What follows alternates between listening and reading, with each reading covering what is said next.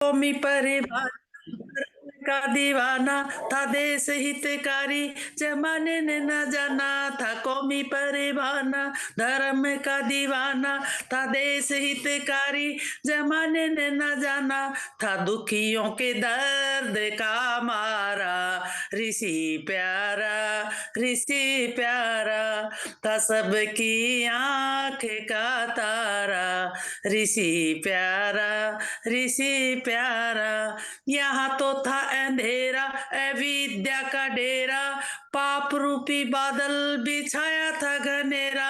यहाँ तो था अंधेरा अविद्या का डेरा, पाप रूपी बादल बिछाया था घनेरा। किया आकर के उजियारा ऋषि प्यारा, ऋषि प्यारा था, सबकी आंख का तारा ऋषि प्यारा, ऋषि प्यारा।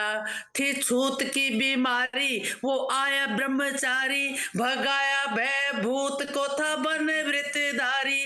थी छूत की बीमारी वो आया ब्रह्मचारी, भगाया भय भूत को था बन वृतधारी। लगा कर वेद का नारा ऋषि प्यारा, ऋषि प्यारा था, सबकी आंख का तारा ऋषि प्यारा था, ऋषि प्यारा था। हम सबको जगाया सुपथ दिखलाया, वो खोया अधिकार मान फिर से दिलवाया था। हम सबको जगाया सुपथ दिखलाया, वो खोया अधिकार मान फिर से दिलवाया। सुधारक देश का भारा ऋषि प्यारा, ऋषि प्यारा था, सबकी आंख का तारा ऋषि प्यारा, ऋषि प्यारा। ओम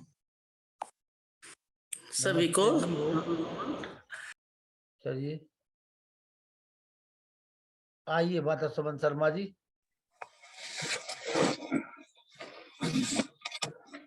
नमस्कार। नमस्ते जी।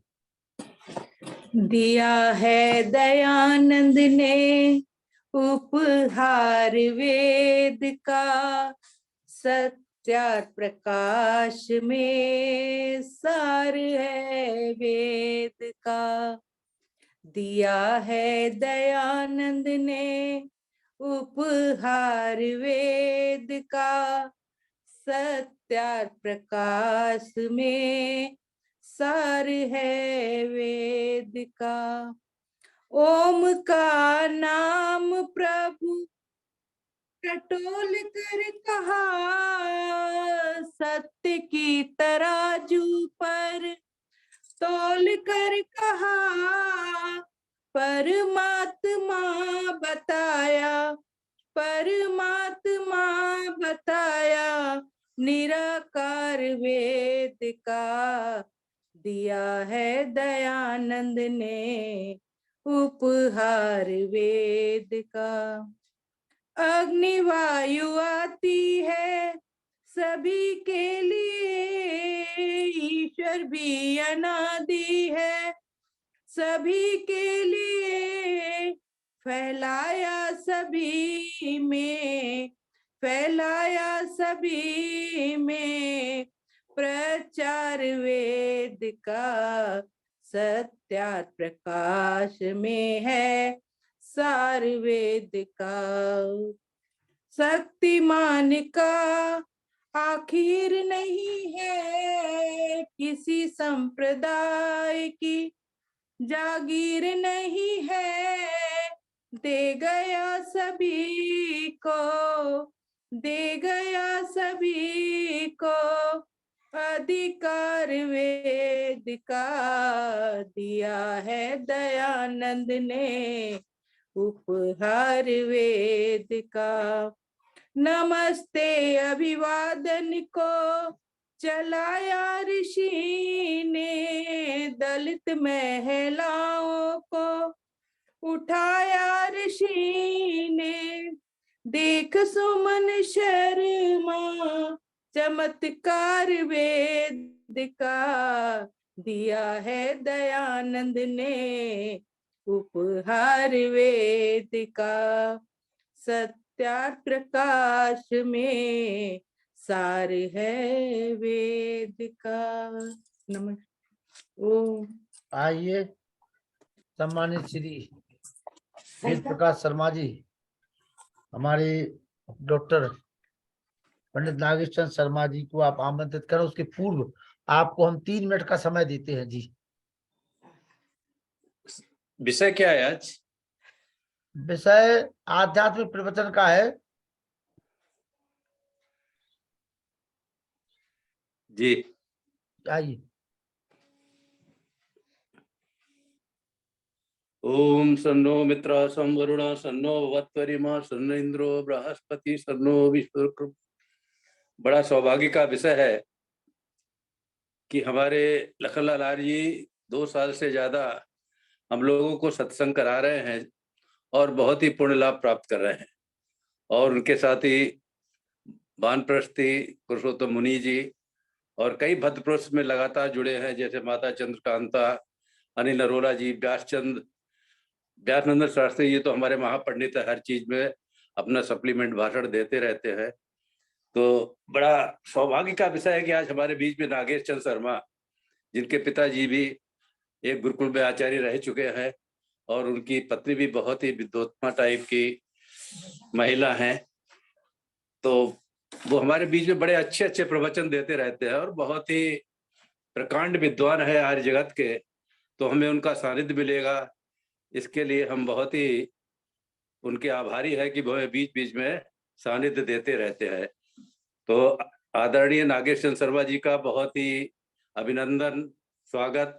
वो हमारे बीच में आए और हम लोगों को कृतार्थ करें। आदरणीय नागेश चंद्र शर्मा जी, आइए, आपका अभिनंदन, स्वागत, कोट सा प्रणाम।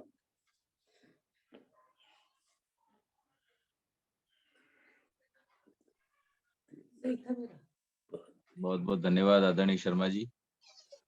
आइए हम सब लोग मिलकर के एक बार गायत्री मंत्र का पाठ करेंगे। मन को सावधान करें।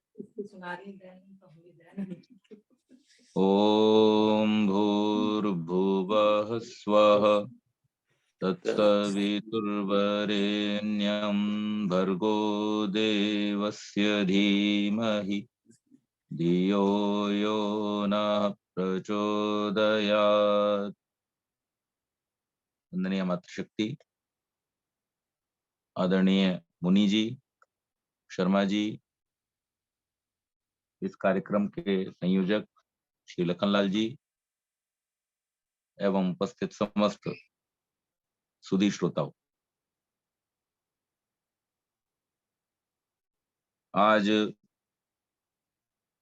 विषय के बारे में चर्चा कर रहे थे। तो आज का विषय ये है कि हम विषयों से कैसे बचें। एक विषय का अर्थ होता है टॉपिक, सब्जेक्ट, और एक विषय का अर्थ होता है कि जो इंद्रियां हैं उन इंद्रियों के जो विषय हैं, अर्थात इंद्रियां जिन्हें प्राप्त करना चाहती हैं वो उनके विषय कहलाते हैं। तो संसार में आज जितनी भी संस्कृतियां हैं और जितने प्रकार के लोग संसार में आध्यात्मिकता का उपदेश करते पाए जाते हैं, उन सबके और भारतीय वैदिक संस्कृति के इस विषय में जो विचार हैं उसमें एक छोटा सा अंतर है, जो आरंभ में छोटा सा है लेकिन आगे चल करके वो एक विशाल गैप तैयार कर देता है। और उस अंतर को हम बहुत ही सरल भाषा में समझने का प्रयास करेंगे। तो वो अंतर पहले हम जान लेते हैं कि जितनी भी अन्य संस्कृतियां हैं या अन्य पद्धतियां हैं, वो सब सब्जेक्ट के बारे में बात करती हैं, और जो वैदिक प्रणाली है वो ऑब्जेक्ट के बारे में बात करती है। सब्जेक्ट और ऑब्जेक्ट का हम फर्क समझ लें सामान्य भाषा में ही। सब्जेक्ट कहा जाता है कर्ता, या हम अगर टॉपिक की दृष्टि से लें तो विषय को। लेकिन वैदिक संस्कृति हमें ले जाती है ऑब्जेक्ट की तरफ। कर्तुरीप्सितमं कर्म, कर्ता अपनी क्रिया के द्वारा जिसे प्राप्त करना चाहता है वो क्या है? ऑब्जेक्ट, कर्म। और ये जो फर्क है आरंभ में तो छोटा सा लगता है, अरे भाई टॉपिक की बात करो या ऑब्जेक्ट की बात करो, बात तो एक ही है, लेकिन ऐसा नहीं है। महर्षि इस बात को सत्यार्थ प्रकाश में जब प्रश्न किया कि भाई आपके हिसाब से मनुष्य को प्राप्त करने योग्य सबसे अधिक क्या है, तो ऋषियों की बात को प्रमाण देते हुए महर्षि कहते हैं कि जिसे सब प्राप्त करना चाहते हैं।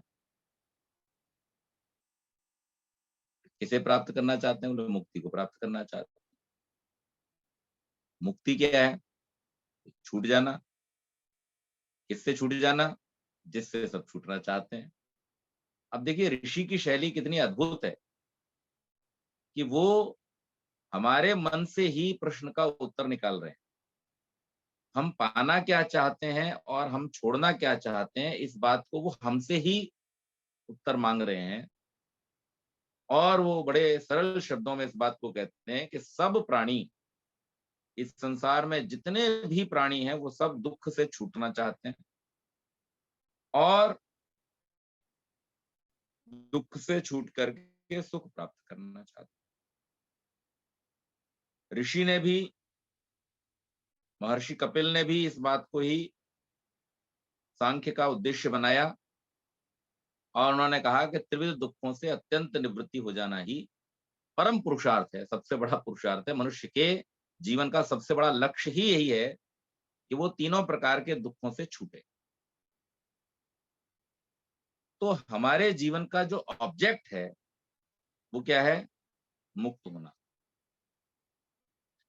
और अगर मुक्त होना हमारा ऑब्जेक्ट है और हमारी संस्कृति हमें ऑब्जेक्ट की तरफ लेकर के जा रही है, तो हमारा सारा ध्यान ऑब्जेक्ट पर होना चाहिए, न कि सब्जेक्ट पर।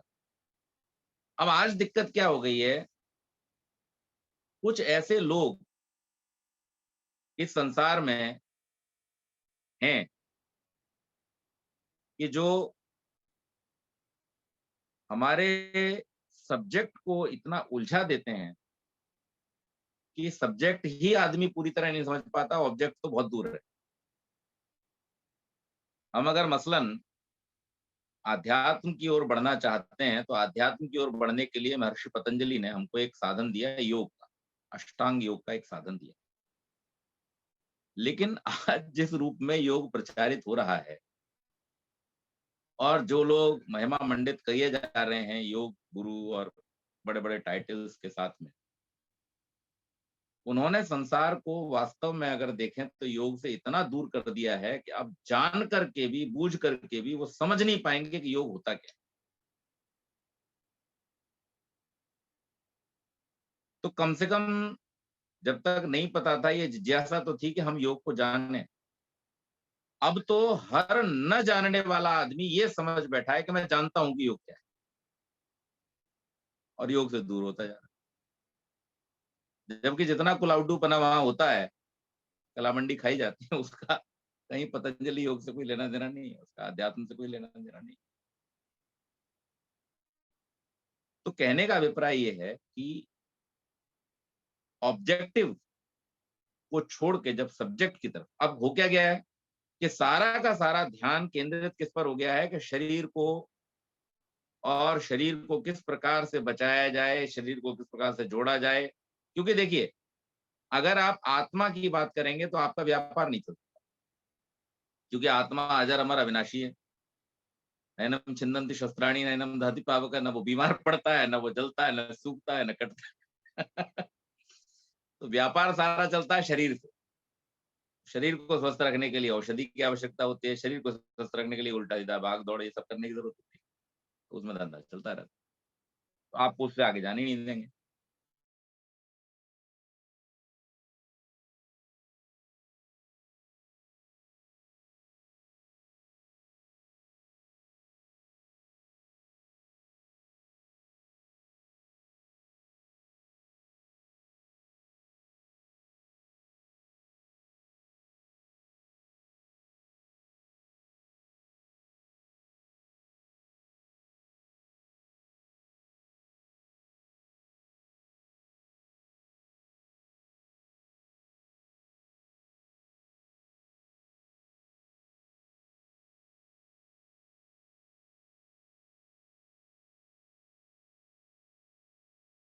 आवाज आ रही?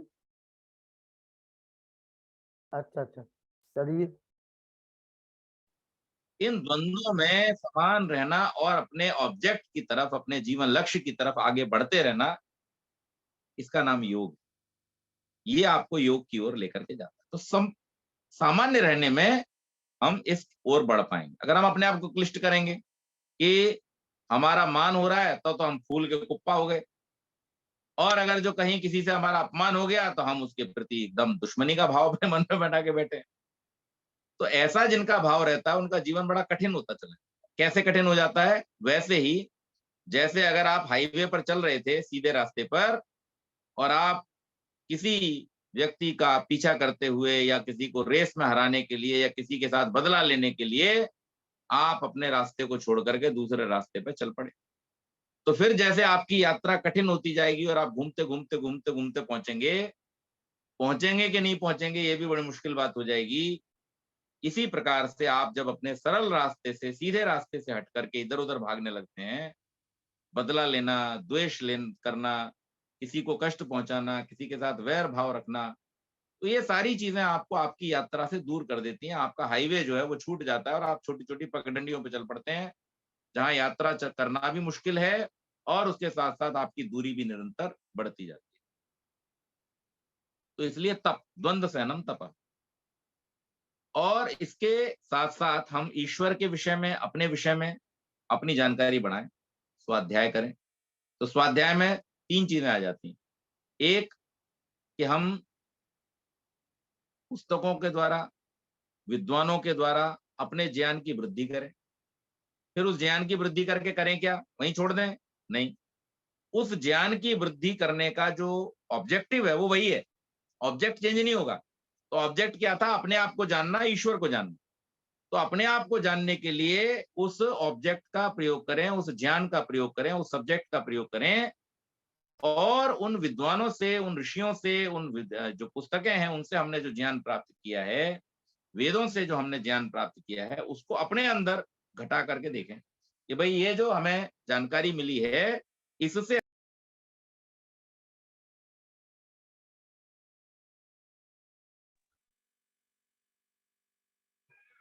हम अपने आप का निरीक्षण करें कि हम ठीक कर रहे हैं या गलत कर रहे हैं, सही दिशा में चल रहे हैं, गलत दिशा में चल रहे हैं, हमारे व्यवहार उचित हैं या अनुचित हैं।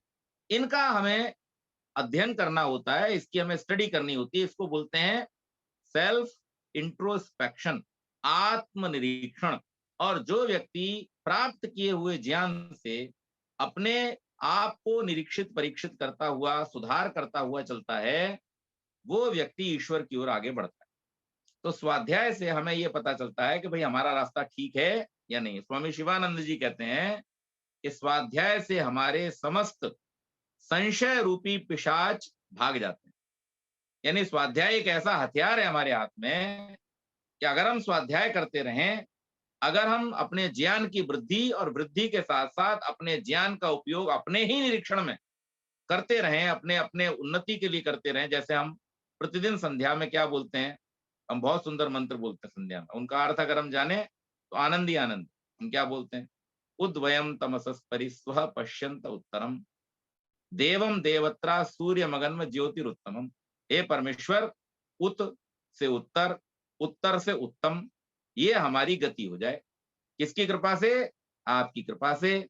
जैसे सूर्य आदि के प्रकाश से जगत प्रकाशित होता है, आपकी कृपा से, आपके ज्ञान से हम भी आलोकित हों, हम भी प्रकाशित हों, हमारी वृत्तियां प्रकाशित हों, हमारे कर्म प्रकाशित हों, हमारी बुद्धि प्रकाशित हो, और प्रकाशित होकर के हम सदैव उत्तमता की ओर आगे बढ़ते रहें। आपके उस उत्तम स्वरूप को हम जानने का प्रयास करते रहें, अपने उत्तम स्वरूप को हम जानने का प्रयास करते रहें, और इस उत्तमता के द्वारा हम अपने जीवन को, संपूर्ण व्यक्तित्व को उस मोक्ष रूपी सुख की ओर, अपने लक्ष्य की ओर ले जा सकते, आपकी ओर ले जा सकते। और उसके बाद में प्रणिधान, ईश्वर प्रणिधान, जो हमें ये सिखाता है कि भाई इस बात को अब आपने समझ लिया कि संसार में आपका, आपकी स्टेज क्या है, आपकी पोजीशन क्या है, और इस संसार की पोजीशन क्या है। तो ये संसार जो है, दिस इज सब्जेक्ट, और ईश्वर जो है, दैट इज ऑब्जेक्ट। और इसके बीच में आप क्या हो? आप उसे प्राप्त करने वाले डूअर हो, क्रतु। आपकी जो संज्ञा है वो क्या है? क्रतु। वेद ने आपको क्रतु के नाम से पुकारा। तो आपने सब्जेक्ट्स के द्वारा, सब्जेक्ट्स को देख देख करके, विषयों को देख देख करके आपने उस ऑब्जेक्ट को प्राप्त करना है। इनके साधन के रूप में प्रयोग करते हुए अपने साध्य की ओर आगे बढ़ना है। जो व्यक्ति इस सरलता के मार्ग पर सीधा सीधा चलता है, और ये मार्ग ऐसा नहीं कि हम जानते नहीं, हम बहुत अच्छी तरह जानते हैं। देखिए, आपको अभी एग्जांपल देता हूँ और आप समझ जाओगे कि आप इस बात को करना जानते हो। आपके व्यवहार में ये है, मूल रूप में आपके व्यवहार में ये बात है, लेकिन कहीं कहीं आप भटक जाते हो। वो कैसे? वो इस प्रकार से कि हम जब कोई यात्रा करते हैं, तो यात्रा करते समय हम अपनी सीट रिजर्व कराते हैं, और रिजर्व करा करके हम उस सीट पर जाकर के बैठ जाते हैं। अगर कोई व्यक्ति वहां पर, जिसका रिजर्वेशन कंफर्म नहीं हो पाया, वो आ गया आपके पास आकर के बैठ, अब आपके पास दो रास्ते हैं। एक रास्ता तो ये है कि भाई आप उससे बोलो कि ऐसा है, देखिए आप अपनी सीट ढूंढिए, टीसी को बात करिए और हमारी सीट छोड़िए, हमें आराम से जाना है। दूसरा रास्ता क्या है? आप उसके साथ झगड़ा करो, भगाओ उसे। तीसरा कि आप प्रेम से उसे बैठने दो अपने पास, आपकी भी यात्रा पूरी हो जाए, उसकी भी यात्रा पूरी हो जाए। खैर, आजकल इसमें बहुत सारी विसंगतियां हो सकती हैं। कई बार लोग सोचते हैं कि कोई चोर निकला, उसका टिकट नहीं हुआ, हमारा सामान ले गया, ये हो गया वगैरह वगैरह। एनीवेज, लेकिन मैं जो कहना चाहता हूं वो बात ये है कि जब हमारी यात्रा पूरी होती है, तो यात्रा पूरी होने के बाद, चाहे वो रिजर्वेशन वाली सीट थी, हमारे नाम से रिजर्व थी, हमारे पास में वो व्यक्ति बैठा, हमने उसे बिठाया नहीं बिठाया, बाकी सब चीजें वहां पर बेमानी हो जाती हैं। और जैसे ही हमारा स्टेशन होता है, हम सबसे पहले उस डब्बे से बाहर निकलने के लिए उद्यत हो जाते हैं। हम ये चाहते हैं कि जितनी तेजी से हम आके सबसे पहले बैठने के लिए उद्यत थे, अब हम सबसे पहले उठ करके भागना भी चाहते हैं। अब हम उस सीट की तरफ मुड़ के नहीं देखते। अब हमारा उस सीट से, उस बिस्तर से कोई लगाव नहीं रह गया। वो हमारे लिए अब किसी काम की नहीं रह गई। ये भाव हमारे अंदर कहीं ना कहीं छुपा हुआ। इसी प्रकार से जीवन रूपी यात्रा जो है, इस यात्रा में ये हमारा शरीर जो है वो एक नौका के रूप में, एक सीट के रूप में वेद मंत्र से प्रमाणित करता है। सुत्रामाणम पृथ्वीम द्यामनेहसम सुशर्माणम अदितिम सुप्रणीतिम दैवीम नामम स्वरित्राम अनाग समस्रवंती मारु हेमम स्वस्तय। हे परमेश्वर, ये तुम्हारे द्वारा दृढ़ बनाई गई सुंदर जो नौका है, बिना छेद वाली, अर्थात बिना रोग वाली हो, और इस पर हमारा बैठना जो है वो कल्याणकारी हो, ऐसी प्रार्थना वेद ने हमें करनी सिखाई। लेकिन हम अगर इस प्रार्थना को अपने जीवन का हिस्सा बना लें, उस भावना को जो ट्रेन से उतरते समय हमारे मन में होती, चढ़ते समय नहीं, चढ़ते समय तो हमारे मन में पोजीशन की भावना होती है, लेकिन ट्रेन से उतरते समय हमारे मन में जो भावना होती है, अगर हम उसी भावना को अपने मन में स्थायी कर लें, तो ये जीवन का जो सफर है बहुत सिंपल हो जाएगा, सामान्य हो जाएगा, और हमें बहुत सारी कॉम्प्लेक्सिटीज से, झगड़ों से, डंडों से बचा ले, द्वंद्वों से बचा ले। तो इस प्रकार से हमें रखना चाहिए। अब इससे लाभ क्या होता है, इससे हम किस यात्रा पर आगे बढ़ते हैं, वो हमें समझना है।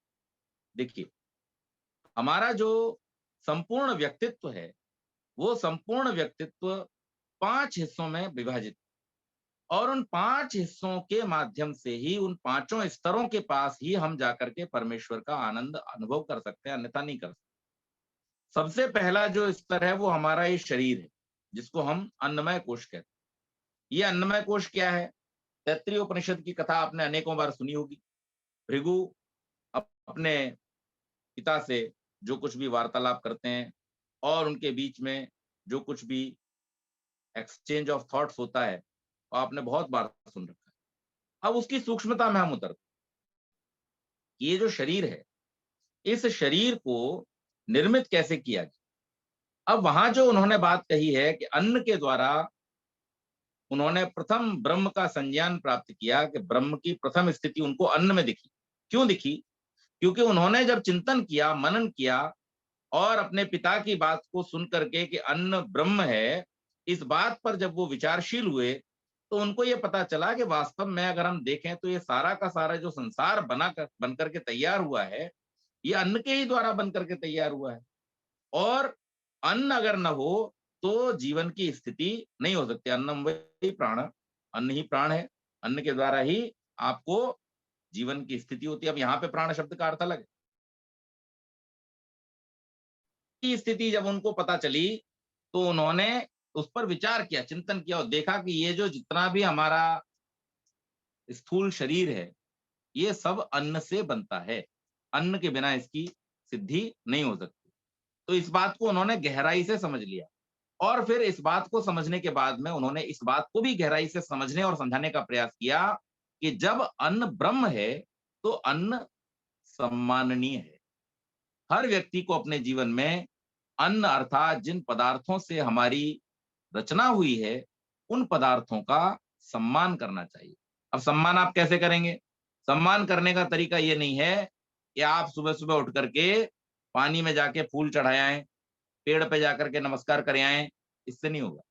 सम्मान इस तरह से होगा, जैसे ऋषि कहते हैं, यथा योग्य सत्कार, जिसका जिस प्रकार से होना चाहिए वैसे आप जब उनका सत्कार करते हैं, तब ये उनका सम्मान होता है, और इसके द्वारा वास्तव में आप उनकी पूजा करते हैं, उनका सत्कार करते हैं। तो हम सबसे पहले तो अपना जो हमें दिखाई देता है, क्योंकि सूक्ष्मता से जाने से पहले हमें भौतिकता, स्थूलता को समझना आवश्यक है। स्थूल को समझ करके ही हम सूक्ष्म को समझ सकते हैं। क्योंकि जैसे आप गन्ना देखते हैं खेत के अंदर, तो गन्ना जब आप खेत के अंदर देखते हैं, उस समय आपको केवल गन्ना देख करके ये पता नहीं चलेगा कि इसके अंदर क्या है। लेकिन जब उस गन्ने को पीसा जाता है मशीन के द्वारा, तब आपको पता चलता है कि इसके अंदर क्या छुपा हुआ है, रस छुपा हुआ है। लेकिन उस रस को भी आप देख करके इस बात का अंदाजा नहीं लगा सकते कि इस रस का स्वाद कैसा है। जब आप उस रस के स्वाद को चखते हैं, अर्थात अपनी इंद्रिय से उसका संयोग करते हैं, तब आपको पता चलता है कि इस रस का भी क्या है, मिठास गुण है। और फिर जब वो आपके शरीर के अंदर जाता है, तो उससे जो आपको ऊर्जा मिलती है, जो तृप्ति मिलती है, जो पौष्टिकता मिलती है, वो उसकी दिव्यता है, उसका सूक्ष्म भाग। तो एक गन्ना जैसा पदार्थ, उसके अंदर क्या रहस्य छुपा हुआ है, ये आपको स्थूलता से ही सूक्ष्मता की ओर जाने में पता चलता है। इसी प्रकार से आपके इस पिंड में, यत् यत् ब्रह्मांडे तत् तत् पिंडे, इस पिंड में क्या सूक्ष्म व्यवस्था छुपी हुई है, इसको जानने के लिए सबसे पहले तो आपको इस स्थूल शरीर को समझना पड़ेगा। तो स्थूल शरीर पर जब हम दृष्टिपात करते हैं, तो हमको क्या पता चलता है कि ये स्थूल शरीर बड़ा ही विचित्र बनाया है उस परमेश्वर। देखिए, इसके अंदर आंखें हैं, ये संपूर्ण विश्व को देखती हैं, अलग अलग रंगों को देखती हैं, अनुभव करती हैं, और हमें इन सारे दृश्यों को दिखा करके ये हमें इनकी जो सुंदरता है उसका अनुभव कराती है। हमारे पास एक नाक रूपी ज्ञानेंद्रिय है, जो हमें सुगंधों का अनुभव कराती है, दुर्गंध का अनुभव कराती है। ये हमारे, ये त्वचा है, अगर हम आंख बंद हो, अंधेरा हो, और उस समय भी इस पर फिराएं, तो हमें पता चल जाता है कि चीज हमारे लिए लाभदायक होगी या हानिकारक होगी, क्योंकि उसके स्पर्श से हमें बहुत सारी जानकारी मिल जाती है। और दूर से ही आने वाली चीजों को हमारे कान जो है वो ग्रहण कर लेते हैं, अर्थात ये हमें एहसास दिलाते हैं कि कहीं शब्द हो रहा है, कोई ध्वनि हो रही है, कोई चीज हमारी तरफ बढ़ रही है। तो ये जो दिव्यता से युक्त इतना सुंदर ज्ञानेंद्रियों का समूह हमारे शरीर में परमेश्वर ने दिया, इसके माध्यम से हम बहुत सारी गतिविधियों को अपने जीवन में कर पाते हैं, चीजों को जान पाते हैं, अनुभव कर पाते हैं। और इसके साथ साथ कैसे बढ़िया सिस्टम फिट किए हैं। अगर आप इस शरीर को उधेड़ करके देखें, या जिन लोगों ने शरीर क्रिया विज्ञान के बारे में, शरीर रचना विज्ञान के बारे में पढ़ा है, उन लोगों को इस बात में कितना आनंद आता होगा। हमारे डॉक्टर साहब हमारे बीच में बैठे हुए हैं, कि आप देखिए कितनी बृहद रचना है कि इस शरीर के अंदर जो नस हैं, नाड़ियां हैं, उन नस नाड़ियों की जो लंबाई है वो इतनी है कि इस पृथ्वी के 4 चक्कर लगाए जा सकते। कितने? 4 चक्कर। अब आप सोचिए, आपके शरीर के अंदर इतनी इतनी सूक्ष्म नलियां उस परमेश्वर ने बनाई हैं कि अगर उन सबको एक तार में बांध दिया जाए तो इस पृथ्वी जैसे महान बड़े ग्रह के भी 4 चक्कर लगाए जा सकते। इतना सब आपके अंदर भरा हुआ और उन सब की व्यवस्था चल रही है। आपके अंदर जो भोजन जा रहा है उसका रस बन रहा है। रस से, जैसे मैंने अभी बताया, सप्त धातुओं का निर्माण होता है। उससे आपके शरीर के बाकी सारे हिस्से चल रहे हैं। आपके अंदर एक पुर्जा फिट कर दिया यहाँ पर मस्तिष्क के रूप में, जो आपके शरीर की सारी संवेदनाओं को, जो भी ये हाथ पैर का हिलाना, स्पर्श करना, देखना, सूंघना, सब कुछ हो रहा है, चलना फिरना, इन सबको बैठा बैठा वो उस इलेक्ट्रॉनिक जो सिग्नल्स हैं, उन सिग्नल्स के माध्यम से महसूस कर रहा है और प्रेरित कर रहा है। मैं ये जो बोल रहा हूं, इस बोलने में भी उसके द्वारा भेजे गए इलेक्ट्रॉनिक संकेत हैं। जो उसको प्रेरणा कौन कर रहा है बैठ करके? मन जो प्रेरणा कर रहा है। मन को प्रेरणा कौन कर रहा है? आत्मा प्रेरणा कर रहा है। तो हम, यानी हमारा जो आत्मिक अस्तित्व है, हमारा जो वास्तविक अस्तित्व है, उस अस्तित्व को व्यक्त करने के लिए परमेश्वर ने स्थूल रूप में इतना सुंदर ये शरीर हमको दिया है। इसकी रचना को जब हम देखते हैं तब हमें पता चलता है कि इतने सूक्ष्म रूप से इस शरीर को बनाने वाला और इतनी सूक्ष्म क्रिया विधियों को इसके अंदर संचालित करने वाला वो जो परमात्मा है, उस परमात्मा की अपनी अस्तित्व जो है वो कितनी सूक्ष्म है। और हमारी आत्मा जो इसके अंदर रह करके इसका स्वामी बना बैठा है, वो कितना सूक्ष्म है। हमारा मन जो इस सारी गतिविधियों को डायरेक्टली ऑपरेट कर रहा है, वो कितना सूक्ष्म है। तो हम इससे सूक्ष्मता की ओर चलते हैं। लेकिन इन सारे खिलौनों को, जो हमारे हाथ पैर, उंगलियां, आंखें, नाक, कान, ये सब चल रही हैं, इनको चलाने के लिए एक और दूसरी सत्ता, एक दूसरा पदार्थ परमेश्वर ने निर्मित किया है, जिसका नाम है प्राण। तो जब हम इस शरीर को जान लेते हैं, लेकिन शरीर को जानने के बाद में हम देखते हैं कि भाई जैसा जिंदा व्यक्ति का शरीर है वैसा ही मुर्दा व्यक्ति का शरीर है। तो इसमें से कौन सी चीज निकल गई? जिसके जाने से ये जो शरीर है वो चलना फिरना बंद कर देता है। या कई बार ऐसा भी होता है कि व्यक्ति जिंदा है लेकिन उसके कुछ अंग काम करना बंद कर देते हैं, उनको बिल्कुल किसी प्रकार की गति उनमें नहीं होती, ऊर्जा नहीं रहती, शक्ति नहीं रहती। तो वो क्यों है? वो इसलिए कि इस अन्नमय जो हमारा स्थूल शरीर है, इस स्थूल से इसको चलाने वाली जो शक्ति है वो सूक्ष्म है, और वो सूक्ष्म शक्ति जो है वो प्राण है। तो जब इस स्थूल से सूक्ष्मता की ओर आगे बढ़े तो पहली जगह जहां पर वो रुकता है, वो कहता है कि भाई प्राण के स्तर तक हम जब पहुंचे तो हमें लगा कि भाई स्थूल शरीर को भी चलाने वाला तो प्राण है, इसलिए अब हमने समझ लिया कि ब्रह्म जो है वो प्राण ही। लेकिन अभी भी तृप्ति नहीं है, क्योंकि प्राण तो जड़ है, और जो जड़ है वो स्वयं संचालित कैसे हो सकता है?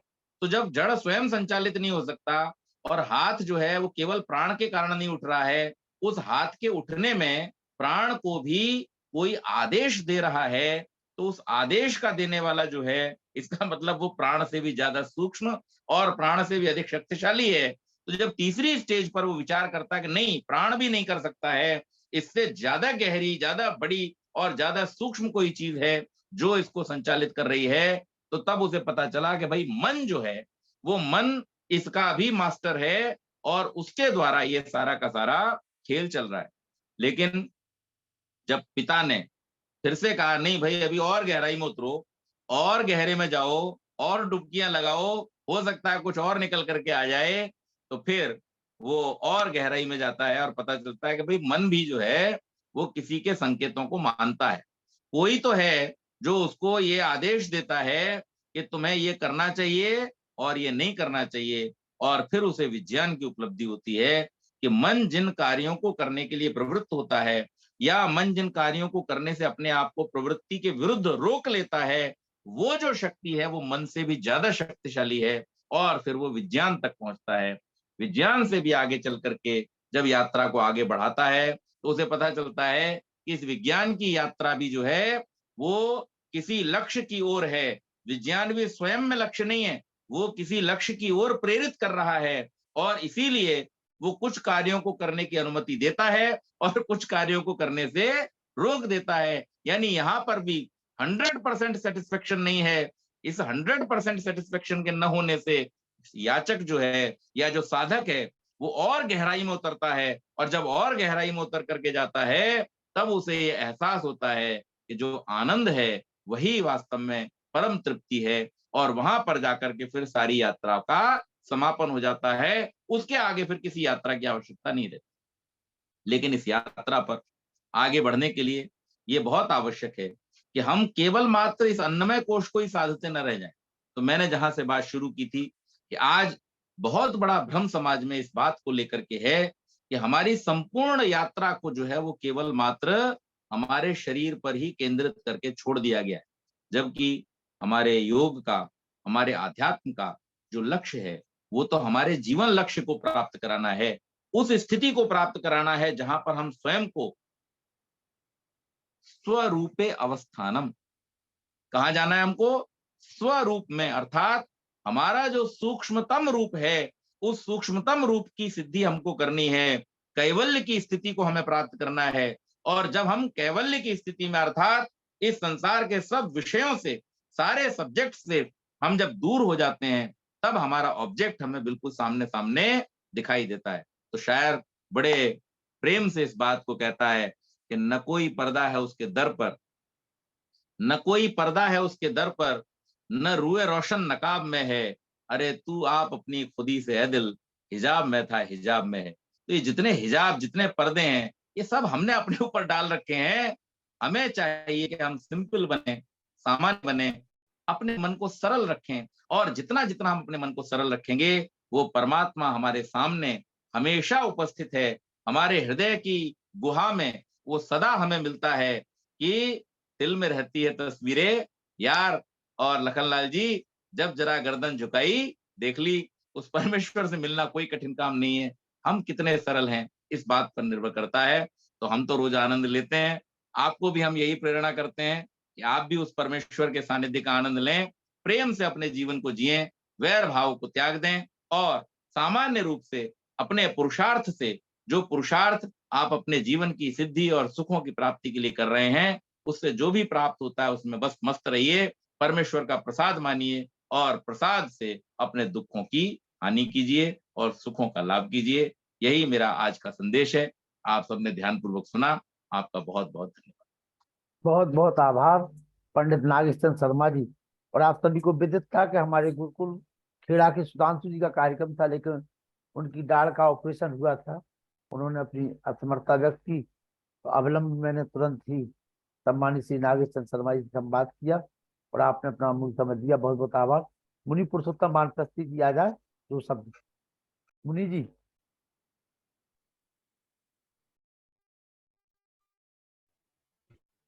हमारे कीरत सेन सिमरिया जुड़े हुए हैं, और कीरत सेन सिमरिया दाऊ को हमने कल कही थी भंसारा के भैया अपन को जुड़ने हैं, सुनने हैं, ये आए हैं, उनको स्वागत है दाऊ को। ओम नमस्ते जी। नमस्ते सम्माननीय नागेश चंद्र शर्मा जी। मैं देख रहा था आज का विषय जैसा लखनलाल जी बता रहे हैं कि सुधांशु जी का देख रहा था मैं 4-5 दिन का, और नागेश चंद्र जी का नाम ले दिया तो मैं सोच रहा हूँ कि भूल गए क्या लखनलाल जी। साधुवाद पंडित नागेश चंद्र शर्मा जी के लिए। बहुत अच्छे विषय को लेकर के आपने धारावाहिक हमारे बीच में रखा हुआ है। 5 प्राण, 5 उपप्राण और शरीरों का जो वर्णन आपने किया हुआ है, 3 शरीर कहे जाते हैं, जो स्थूल शरीर, सूक्ष्म शरीर और कारण शरीर। तो इस पर भी आपने बहुत अच्छा कार्ड डाला हुआ है। प्राणों के लिए चर्चा हो रही थी, 5 प्राण, 5 उपप्राण, प्राण, अपान, उदान, व्यान, समान। फिर 5 उपप्राण जो गिनाए हैं, नाग, कूर्म, कृकल और देवदत्त, धनंजय। ये सब हमारे शरीर की अलग अलग व्यवस्थाओं को बना के रखते हैं। तो मैं देख रहा हूँ कि जो 10 प्राण हमारे कहे गए हैं, रुद्र जिनको कहते हैं, प्राण होता है जो हमारे लिए वेद क्रिया, जैसे हम अंदर का वायु बाहर फेंकते हैं, बाहर के अंदर ले जाते हैं, इनको हमारे सामने रख दिया गया है। अपान उदान कहते हैं कंठस्थ रहते हुए जो भी हम तरल या मतलब जो भी पदार्थ खाते हैं उसको खींच करके उदान ले जाता है, उधर पहुंचाता है। फिर इसके बाद आ जाता है हमारा ज्ञान। ज्ञान हमारी वो है जिसको हम देखते हैं कि जहाँ जिस शरीर के रक्त के संचरण में कोई कमी आ जाती है। मुनि जी आवाज कट रही है आज आपकी, क्या बात है? अच्छा, आवाज हमारी ओर हमारा ये तो जाने क्या धुंधलापन आ रहा है 2-3 दिन से। चलो हम कल करते हैं दिन में आकर के, कल छुट्टी ले ली हमने इसी के लिए। ठीक है, हमारे बीच में सम्मानीय डॉक्टर दयानंद जी को देख रहे हैं, उनको सुना दीजिए आप थोड़ा सा। ठीक है जी, ठीक है। चलिए पहले, हाँ हाँ जी, पहले कीरत से शिविलिया दाऊ। नमस्कार सर। बोलो बोलो दाऊ, बोलो सूदे हो जाओ, पहले तो सूदे हो जाओ। बोलो दाऊ, कैसो लगो, नोनो लगो? हमें बहुत बढ़िया लगो माँ साहब, बहुत अच्छा प्रवचन मिले हमें आज आपकी कृपा से। और वो तो जो आज मुनि जी ने उनने सुनाई है, जो दिल्ली बारन बम्बई बारे आज, बम्बई बारे आए। हाँ, बहुत बहुत अच्छा लगा हमें माँ साहब। और आपने जो है जी जुड़वा दो इन बाल बच्चन की लाने, और हम कतरे दिन भर के भैया नेट वो खर्च नहीं कर दियो। और जो है वो चीजें मिली, जैसे विद्वानों ने एक बात कही है कि जो है सूरत से कीरत भली, जाखों काल न खाए। और सूरत तो जाती रहे, कीरत कबहू नहीं जाए। जब कीरत कबहू नहीं जाने आपकी, ऐसे ऐसे आपने काम कर दिए कि सूरत तो चली जाती लेकिन कीरत नहीं जाए। जो कीर्ति जो आपने फैलाई है, ये बहुत धन्यवाद के काम है। आपको बार बार धन्यवाद करते हैं कि आपने जो है अच्छा, हमारे खैरी भाई ठाकुर जी भी यहीं बैठे हैं, हमारे बच्चे भी हैं, सब जने हमने कि आज माँ साहब को सुन लो। सबको जोड़ो दाऊ, सबको सुनवाओ, ठीक है? हाँ चलो। और हमारे जे पंडित नागेश्वर शर्मा जी अब लंबे दिन को आ गए, अब तुम्हारे लेकर। अच्छी बात है। हाँ, अब 4 दिन 8-10 दिन यही चले। चलो आओ व्यास शास्त्री जी। ओम ओम ओम यतो यतः समीहसे ततो नो अभयं कुरु शन्नः कुरु प्रजाभ्यो अभयं नः पशुभ्यः। ओम शांति शांति शांति। आर्यों के महाकुंभ के सम्मान्य संचालक आदरणीय मित्रवर आर्य रत्न श्री लखनलाल जी आर्य और आज के मुख्य वक्ता आदरणीय विद्वतवर्य पंडित नागेश चंद्र शर्मा जी मुंबई, और सम्मान्य मुनि जी प्रोफेसर वेद प्रकाश जी शर्मा, माता चंद्रकांता आर्या क्रांति जी, अनिल कुमार नरोला साहब, अन्य समस्त विद्वत मंडल, मातृशक्ति एवं देवियों। आज का विषय अत्यंत महत्वपूर्ण है, क्योंकि मनुष्य का जीवन जिस पुरुषार्थ की प्राप्ति के लिए परमात्मा ने हमें भेजा है, उन पुरुषार्थों के प्रति अपने को सजग करना। और जो सब्जेक्ट और ऑब्जेक्ट की चर्चा बड़ा ही सुंदर कर रहे थे नागेश जी, निसंदेह भारतीय वैदिक संस्कृति ऑब्जेक्ट पर ध्यान देती है, अर्थात कर्म पर ध्यान देती है। और कर्म पर ध्यान देने के लिए आवश्यकता है कि हम कर्ता को भी समझ पाएं, क्योंकि कर्ता ही कर्म को करता है, और कर्ता यदि ठीक ठाक है तो कर्म भी ठीक ही होगा। क्योंकि व्यक्ति का जीवन आवश्यक है कि वह ठीक रखें। आत्मा चूंकि अजर अमर नित्य और शाश्वत है, लेकिन शरीर रुग्ण हो जाता है, शरीर में नाना प्रकार की व्याधियां होती हैं, शरीर ही कष्ट को पाता है और शरीर ही अनेक प्रकार के कष्टों को पाने के लिए समर्थ हो पाता है। इसलिए इन कष्टों से हम छूट जाएं, मुक्त हो जाएं, यही मुक्ति का साधन के रूप में प्रयोग होता है। इसलिए आवश्यकता है कि हम शरीर की शुद्धि करने के लिए बाह्य जल आदि की आवश्यकता लेते हैं और इसकी पूर्ति करते हैं, और मन की शुद्धि के लिए सत्य का पक्ष लेते हैं, अर्थात सत्य से अपने आप को जोड़ते हैं तो मन स्वयं शुद्ध हो जाता है। और विद्या और तप से प्राणियों की आत्मा शुद्ध हो जाती है और ज्ञान से बुद्धि की शुद्धि होती है।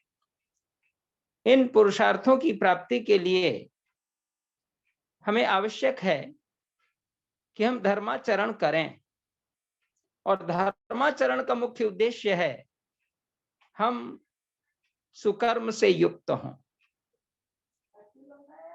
व्यक्ति जब सुकर्म में रहता है, और परमात्मा ने इसीलिए उन्हें 1-2 दिन की जिंदगी नहीं बल्कि 100 वर्ष की आयु दे दी है कि हम कर्म करें, और 100 वर्ष की आयु का संबंध तभी तक बनता है जब हम जीवन में शरीर को शुद्ध कर पाए, शरीर को स्वस्थ रख पाए।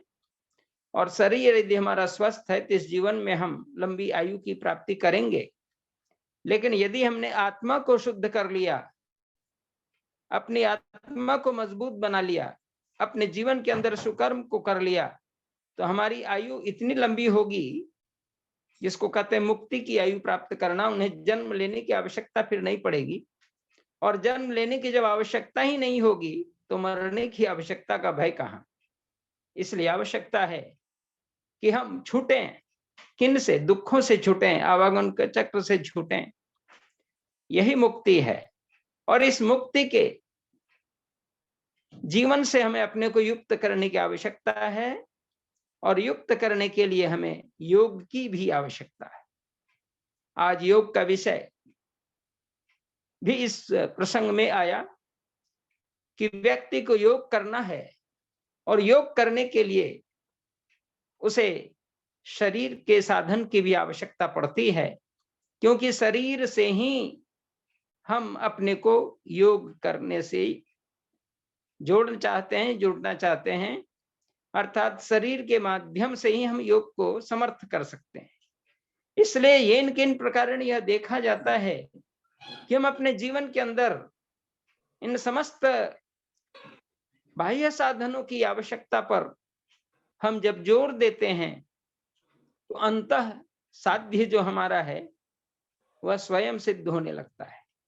इसलिए आवश्यकता है हम अपने जीवन के पुरुषार्थ को प्राप्त करने के लिए शरीर रूपी धर्म का सदुपयोग करें, और शरीर रूपी धर्म यदि हमारा ठीक ठाक रहता है तो मन, आत्मा और बुद्धि भी उसके साथ युक्त होने के कारण, उसके साथ समर्थ होने के कारण उसमें भी शुद्धता आने लगती है और उसके अंदर परिपक्वता आती है। इसलिए हम सबों को चाहिए कि हम शरीर की शुद्धि के साथ मन, आत्मा और बुद्धि की शुद्धि द्वारा धर्म, अर्थ, काम और मोक्ष की प्राप्ति के लिए उद्यम करें, और इस उद्यम का आधार हमारा शरीर है। इसलिए शरीर माध्यम खलु धर्म साधनम करते हुए महाराज महाकवि कालिदास ने कुमार संभवम में इस बात को लक्षित किया है, और लक्षित इसलिए किया है कि हम जीवन के पुरुषार्थ की प्राप्ति करने के लिए शरीर की शुद्धि शरीर के द्वारा ही इसे प्राप्त कर सकते हैं। इसलिए हम शरीर के द्वारा ही सारे साधनों की पूर्ति के लिए तत्पर हों। आज इसी को लक्ष्य करके हमारे माननीय नागेश चंद्र शर्मा जी ने अपने विषय को रखा है। बहुत बहुत आभार। बहुत जी जो हमारे राज्य प्रभारी हैं भारत स्वाभिमान के, बहुत अच्छा पुरुषार्थ कर रहे हैं आप हरियाणा में। आइए, स्वागत है आपका। सब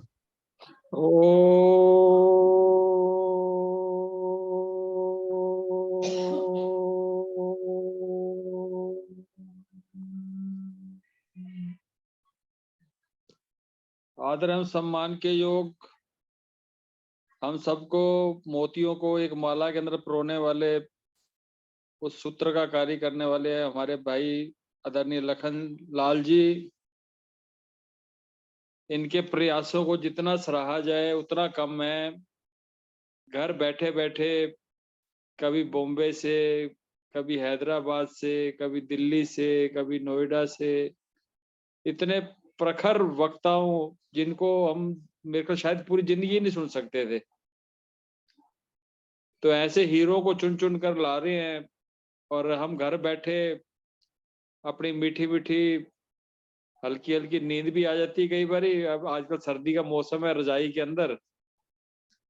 और वर्तमान में क्योंकि हमारा जो पूरी की पूरी इतिहास है, बलिदानियों का इतिहास है, गुरुओं का इतिहास है, और वर्तमान में आज 27 दिसंबर बड़ा ऐतिहासिक दिन है आज हमारे लिए। हमारे हिंदू धर्म की रक्षा के लिए, आर्यों की रक्षा के लिए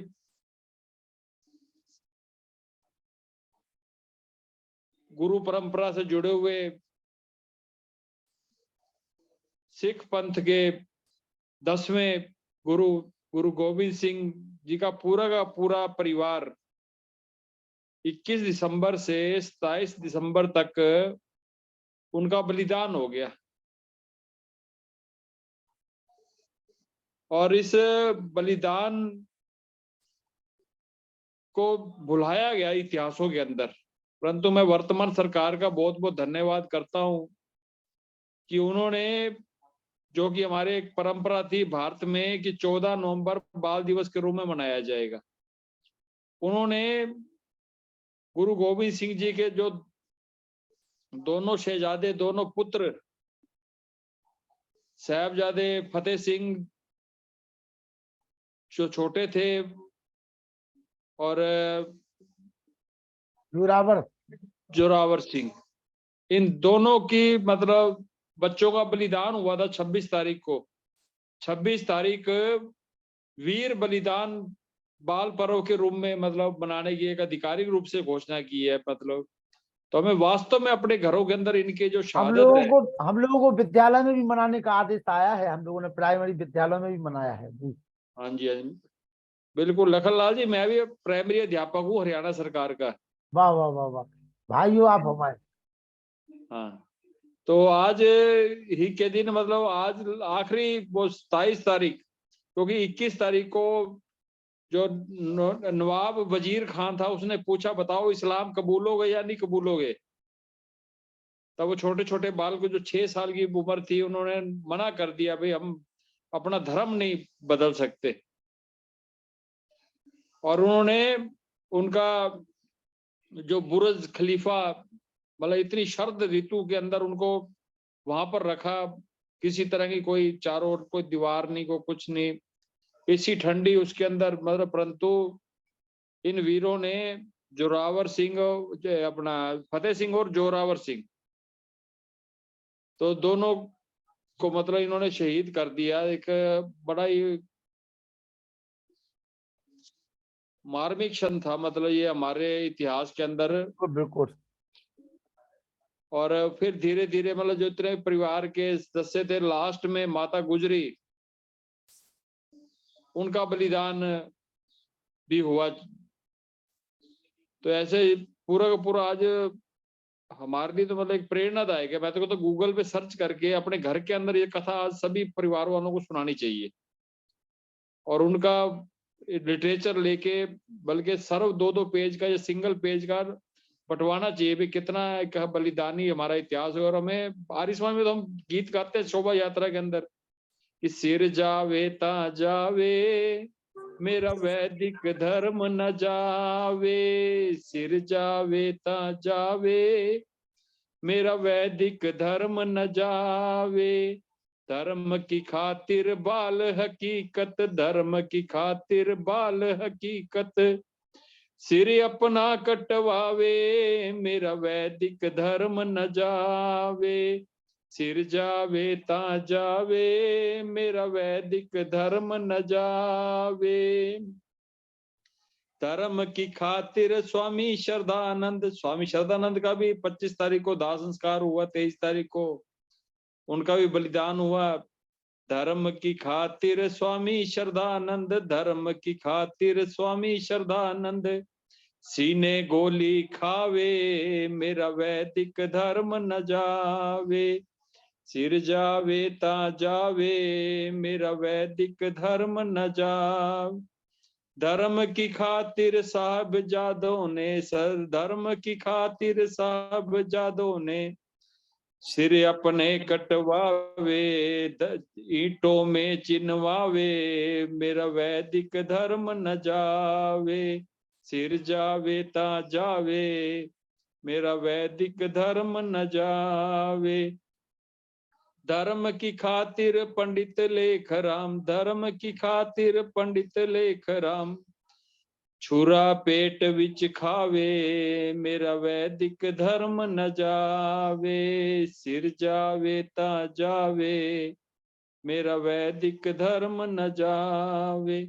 धर्म की खातिर गुरु गोविंद सिंह, धर्म की खातिर गुरु गोविंद सिंह, बलिदानी हो जावे मेरा वैदिक धर्म न जावे। सिर जावे ता जावे मेरा वैदिक धर्म न जा।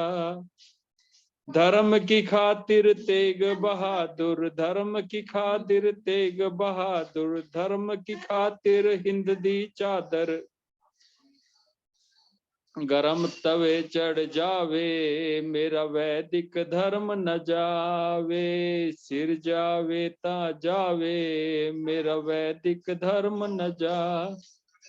धर्म की खातिर लाला लाजपत, धर्म की खातिर लाला लाजपत, सीने लाठी खावे मेरा वैदिक धर्म न जावे। सिर जावे ता जावे मेरा वैदिक धर्म न जावे। धर्म की खातिर ऋषि दयानंद, धर्म की खातिर ऋषि दया, देखो कितना प्यारा चित्र हमारे लखनलाल जी के पीछे ऋषि दयानंद का, जो हमें प्रेरणा देता है उस बलिदानियों को तैयार करने की। तो बड़ा गर्व होता है। मैं तो हर कमरे के अंदर, हर घर में कम से कम ऋषि दयानंद का चित्र जरूर होना चाहिए, जिन्होंने हमें राह दिखाई। धर्म की खातिर ऋषि दयानंद, धर्म की खातिर ऋषि दया, जहर दूध विच पीवे मेरा वैदिक धर्म न जावे। सिर जावे ता जावे मेरा वैदिक धर्म न जावे। बहुत बहुत धन्यवाद। सत्य सनातन वैदिक बहुत बहुत धर्म की स्वागत जय। आपका। बहुत ही मार्मिक हम लोगों के बीच में एक कहानी जो इतिहास के पन्नों में विलुप्त थी, उसको सुना दिया आपने।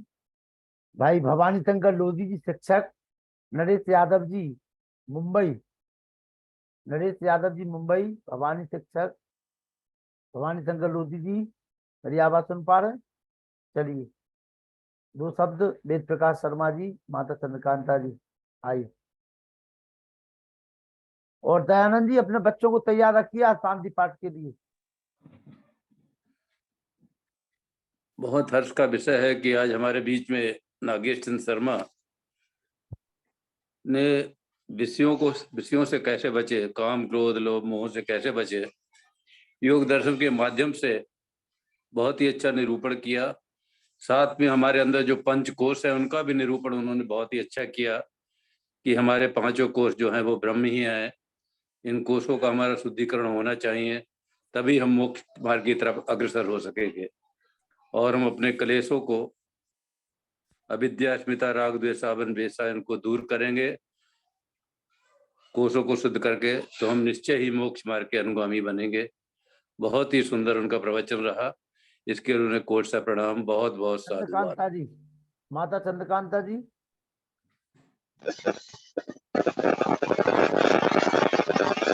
अरे पटाखा से फोड़ रहे,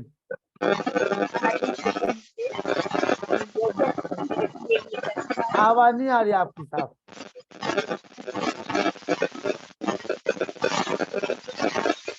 पर ये आज साउंड आपका थोड़ा सा गड़बड़ है। दशरथ जी, एक बच्चा आपके साथ था दशरथ जी। जी बोलिए दो हाँ शब्द जी, बोलिए। नमस्ते नमस्ते लखनलाल जी। नमस्ते जी, नमस्ते जी। ये पोता है अपना मनवीर आ रही है। आइए मनवीर जी। ये मनवीर आ रही है, अपना पोता है यार, इस समाज में साथ रहता है, यहाँ पे भी साथ ही रहता है। अच्छा जी। मनवीर, गायत्री मंत्र सुनाओगे? गायत्री मंत्र सुना आता है इसको, अभी शर्मा रहा है। गायत्री मंत्र सुना दे। आता है इसको गायत्री मंत्र, अभी शर्मा रहा है। हाँ नहीं, आता तो है लेकिन उसको हाँ। सुनाने की बात, सुनाना भी आना चाहिए ना। ले सुना। अरे सुना दे, वो सुन रहे हैं, मास्टर जी कह रहे हैं, लखनलाल जी, शिक्षक जी, रतन ले सुना। आजा आजा मनवीर शर्मा भैया, है। मनवीर भैया शर्माते नहीं है। आइए नरुला जी। सभी विद्वान आर्यजनों को नमस्कार, सबको सादर प्रणाम। आज कार्यक्रम के प्रारंभ में डॉक्टर वेद प्रकाश शर्मा जी ने पूछा कि आज का विषय क्या है, तो पंडित नागेश जी ने इसी के ऊपर, विषयों के ऊपर ही सारा अपना वृत्तांत सुना दिया, सारा अपना उद्बोधन दिया, जो कि बहुत ही सुंदर और बहुत ही प्रेरणादायक था। बहुत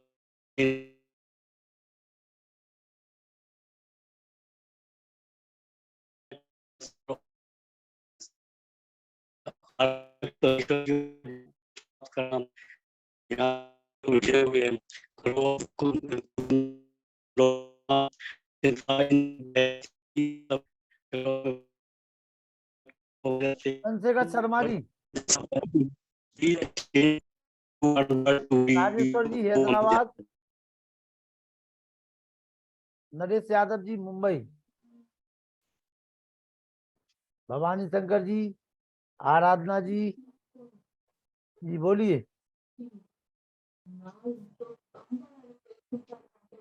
पता नहीं नरुला जी की आवाज डिस्टर्ब होगी, क्या बात है, थोड़ा सा नेटवर्क प्रॉब्लम हो सकता है। Network problem. हाँ राजेश्वर जी आप आइए, आपका नहीं है नेटवर्क। भैया नमस्ते। नमस्ते राघव भैया। भैया जी नमस्ते, बहुत ही अच्छा कार्यक्रम था। जी दिन ब दिन नारी की बुद्धि बढ़ रही है, बहुत बहुत आभार है आपके। चलिए बढ़ती रहे। मनवीर भैया कुछ बोलोगे बेटा? मनवीर, मनवीर आजा बेटा, मनवीर। गायत्री मंत्र बोल दे। चलो चलो बोल कोई दे। बात नहीं। मनवीर इधर आओ, मनवीर इधर आओ। गायत्री मंत्र बस बोलो। अपना बेटा नाम बता दो। नाम तो बता दे। मनवीर। पापा का क्या आगे। नाम है? मनवीर। पापा का पापा का, पिताजी का सुरेश। और दादाजी का? दशरथ। आ रही है। अच्छा, कितने भाई बहन हो बेटा तुम? 2 भाई। 2 भाई। अच्छा बहुत छोटा अच्छे। मैं। कौन सी क्लास में पढ़ते हो? LKG। अरे वाह, अभी तो तुम बच्चे हो, दूध पीते हैं ना। हाँ, हाँ कोई बात नहीं, छोटे का नाम मीट आ रही है कहते। चलिए कोई बात नहीं, चलेगा चलेगा। बहुत अच्छा भाई। गायत्री मंत्र कल सुनाएगा क्या? हाँ सुनाएगा मैं सुनाएगा। कल सुनाऊंगा गायत्री अरे मंत्र। वो सुनाएगा, हाँ। चिंता नहीं करो आप, सुनाएगा वो, सब सुनाएगा, चिंता हाँ नहीं हाँ करो। हमारा काम यही हाँ, है। बिल्कुल बिल्कुल बिल्कुल, आपका तो यही है, बढ़िया काम है। जी इससे खुलेंगे चलिए। बच्चे। हाँ। दशरथ जी कहाँ है? वो दयानंद जी कहाँ है? दयानंद जी कहाँ है पोते आपके? दयानंद जी हाँ ये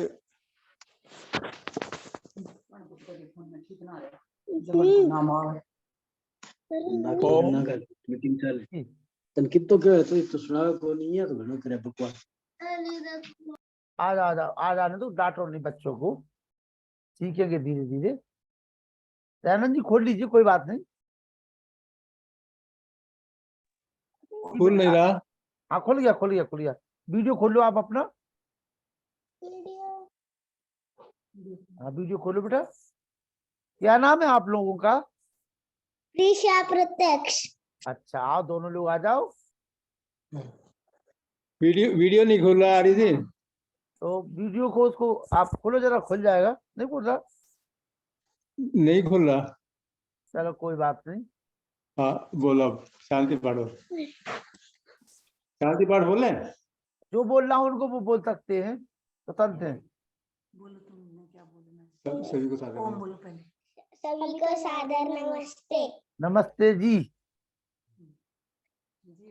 ओम शांति अंतरिक्ष ब्रह्म शांति पृथ्वी शांति रापा शांति सदया शांति वनस्पतया शांति विश्व देवा शांति ब्रह्मा शांति सर्व शांति शांति रेधि शांति श्यामा शांति रेधि ओम शांति शांति शांति ओम। जो बोले सब पहली धर्म की जय हो, गुरु विद्यानंद की जय हो।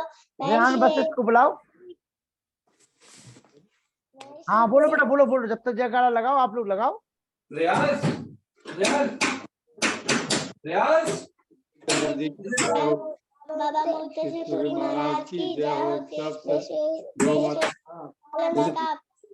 देश बलिदान वाले वीर वरनाओं की जय हो। सब सज्जनों की जय हो। आर्य समाज ज्योति जलती रहे, ओम का झंडा ऊंचा रहे। त्रिवंतो विश्वार्यम त्रिवंतो विश्वार्यम त्रिवंतो विश्वार्यम प्रणव धर्मी। और बहुत शुभाशीष दोनों बच्चों को।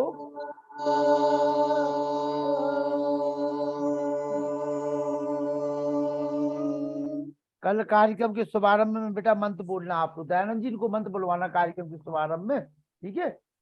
कल हाँ कल जब कार्यक्रम को शुभारंभ करें 7:45 बजे, तब इनको लाना मंत्र बोलने के लिए। आओ रेहान वशिष्ठ जी शांति पाठ कराइए और लगवाइए।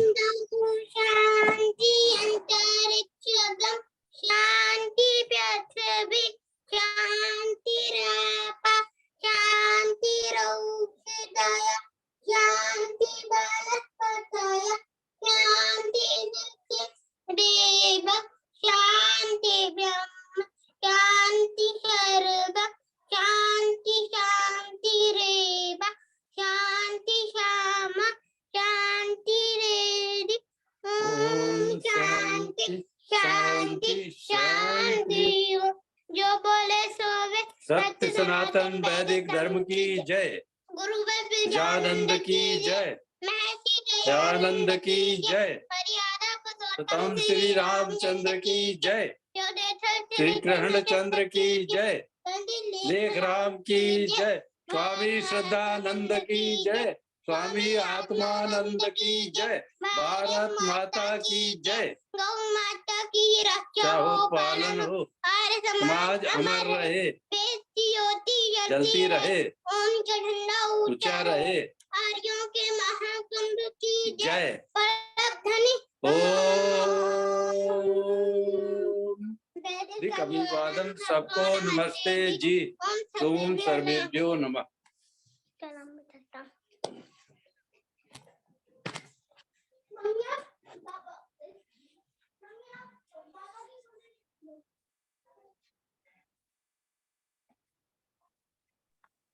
ये सभी को सादर नमस्ते। नमस्ते शर्मा जी। नमस्ते जी। सादर नमस्ते जी। नमस्ते सभी को, नमस्ते सभी को, शिवरात्रि।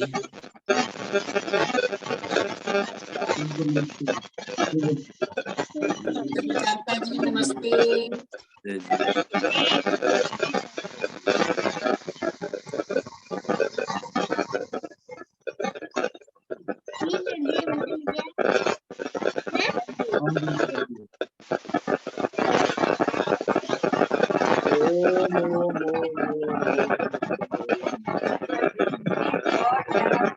हमारी माता चंद्रकांता जी हमारे हिसार से हैं, हमारे दयानंद स्त्री आर्य समाज दयानंद मोहल्ला डोगरान से।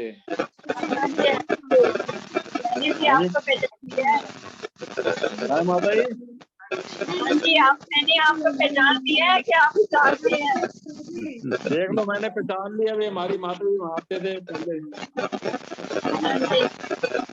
कौन से मोहल्ले में रहते हैं आप? मैं कैंप में, पटेल नगर कैंप। हाँ जी। विनय को जानते हैं? किसको? विनय मल्होत्रा। हाँ विनय मल्होत्रा जी जानते। अभी थोड़ी देर पहले ही फोन आया था। वो मेरा क्या है? विनय मल्होत्रा जी अपनी बेटी की शादी की तैयारी कर रहे हैं आजकल। बेटी की? हाँ जी। हाँ, वो मेरा भतीजा लगता है, मेरे मामी का पोता है। अच्छा, मामी का लड़का है मेरा। हाँ, मेरा भाई। 23 जनवरी को शादी रखी हुई है उन्होंने। अच्छा, आप कहाँ रह रहे हो? मैं बंगलोर में हूँ आज कल। अच्छा, ठीक ठीक ठीक। छोटे बेटे के पास। आऊंगा, मैंने बंगलोर आना है, अभी थोड़े दिनों बाद आऊंगा, देखते हैं। आ जाओ, कब तक? तो मैं फरवरी तक हूँ, 15 फरवरी तक। ठीक ठीक ठीक ठीक, जरूर आएंगे माता जी। बंगलोर हमारी दीदी रहती है मेरी, वहाँ पे ना, जगह का तो नाम नहीं पता, बंगलोर में। और ये हमारा परिवार, मेरे जिया जी और दीदी बंगलोर शिफ्ट हुए, बच्चे भी वहीं शिफ्ट हो गए हैं। हम वाइट फील्ड में रहते हैं। कहाँ पर? वाइट फील्ड में, गुजरात के पास, के पास।